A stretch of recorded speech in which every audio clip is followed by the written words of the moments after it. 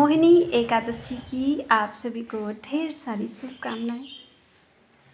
विष्णु जी ने रखा था मोहिनी रूप जब क्षीर सागर में समुद्र मंथन हुआ था, तब हमारे कन्हैया मोहिनी रूप बने थे। आज वही रूप है। देखा जाए तो मेरे मोहन तो हमेशा ही मोहिनी रूप में ही रहते हैं। देखो कितने खूबसूरत लग रहे हैं।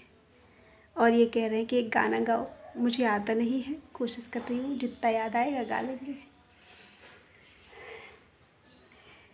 न जाने कौन से गुण पर दयानिधि रीझ जाते हैं, न जाने कौन से गुण पर दयानिधि रीझ जाते हैं।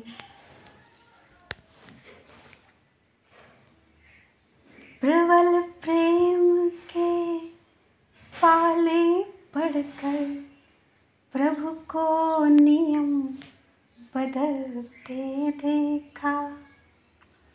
अपना मान टले टल जाए, भक्त का मानना टलते देखा। महाभारत का एक सीन अगर आपको याद हो, कान्हा ने प्रतिज्ञा ली थी कि कोई शस्त्र नहीं उठाएंगे, और भीष्म ने प्रतिज्ञा ली थी कि हम आपको शस्त्र उठाने पे मजबूर कर देंगे।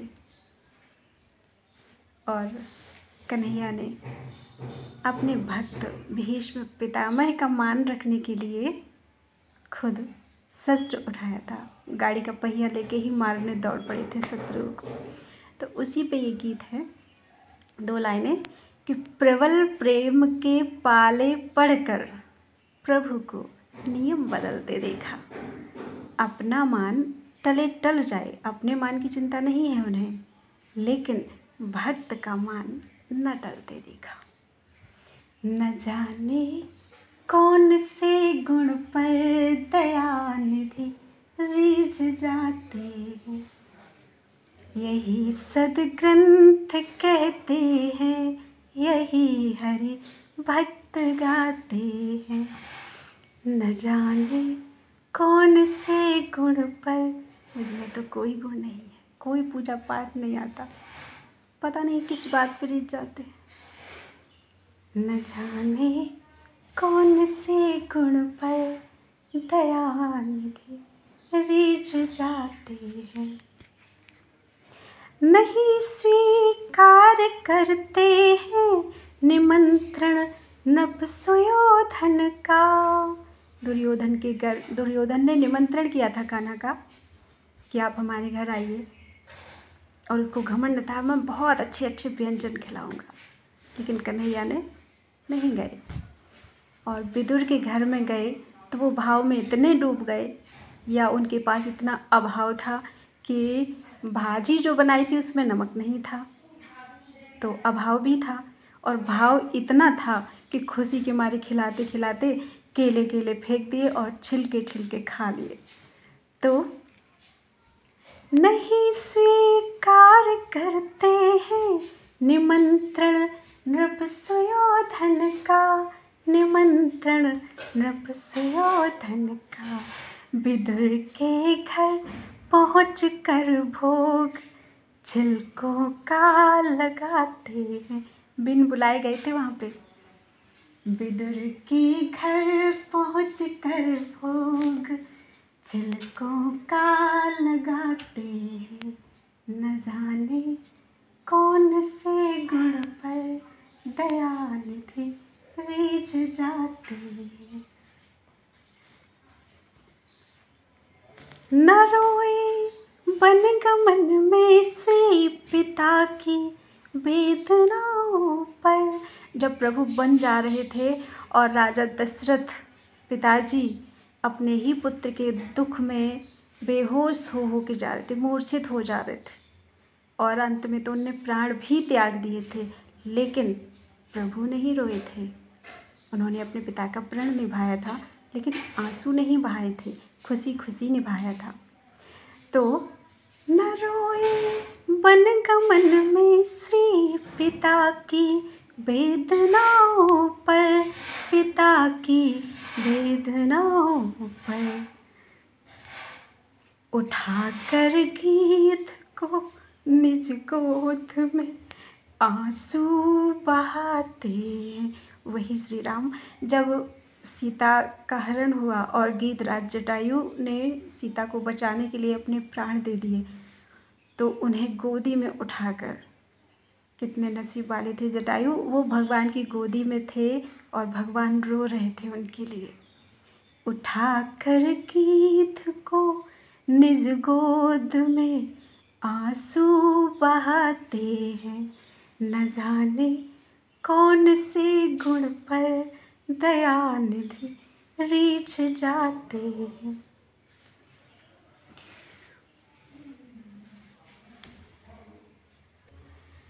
कठिनता से मिले कुछ बिंदु, हरिहर को, लाइन भूल रही हूँ थोड़ी सी। कठिनता से चरण धोकर मिले कुछ बिंदु हरिहर को।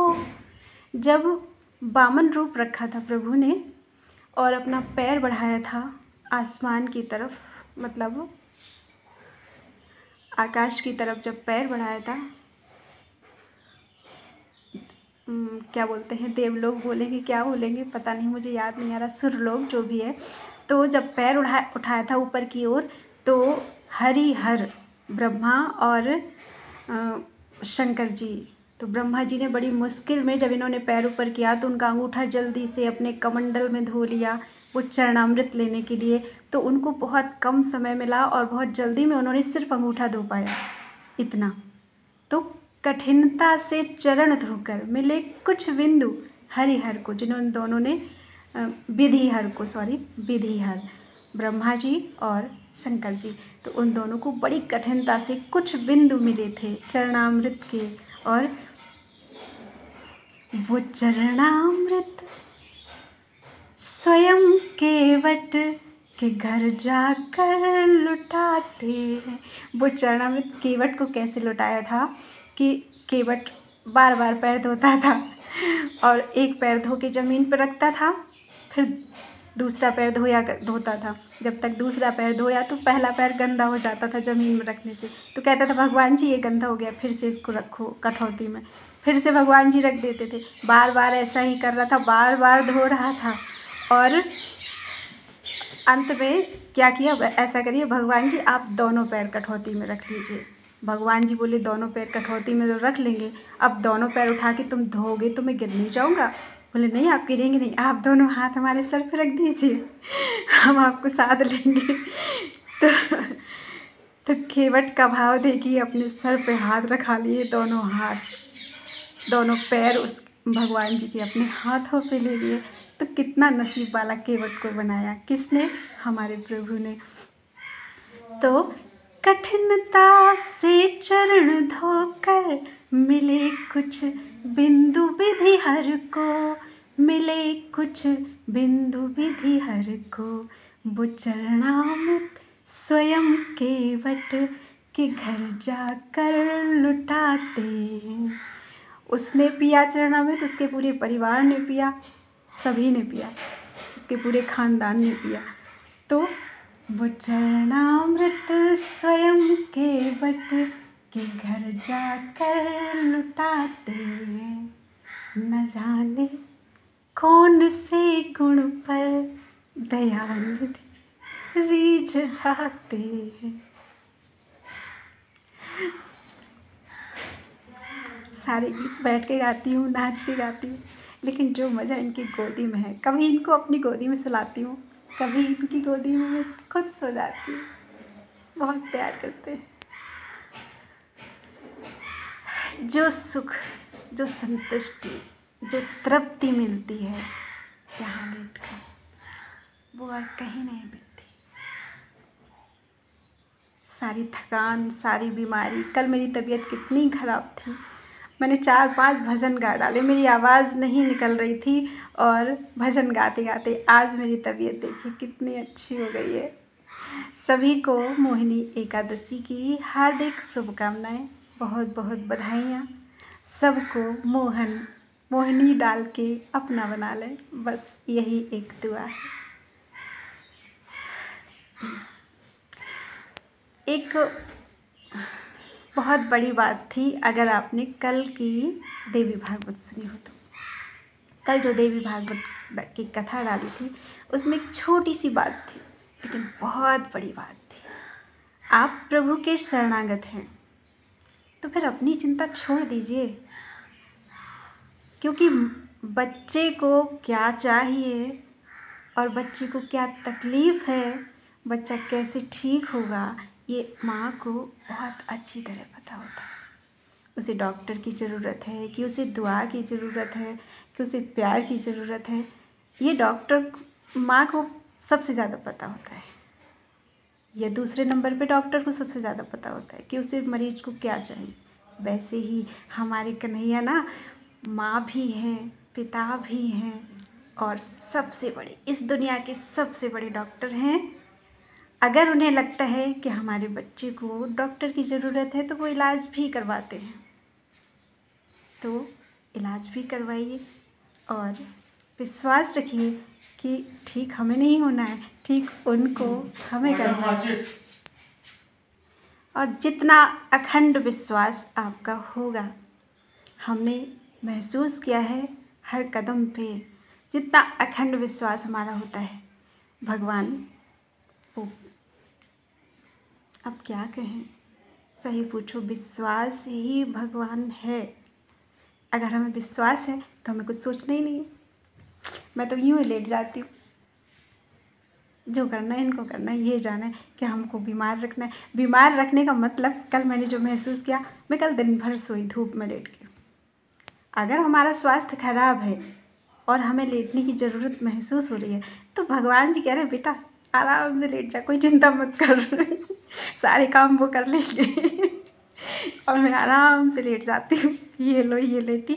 अब हमको भी खिलाने की जिम्मेदारी उनकी, वो क्या खिलाते हैं, कैसे खिलाते हैं, प्यार से खिलाते हैं, मार से खिलाते हैं। बच्चे कभी कभी जब नहीं खाते हैं, तबीयत ख़राब होती है तो मम्मी मार के भी खिलाती है, और ऐसे ही भगवान जी भी मार के भी खिलाते हैं, प्यार से भी खिलाते हैं, भूखा नहीं रखते। ये मैंने महसूस किया।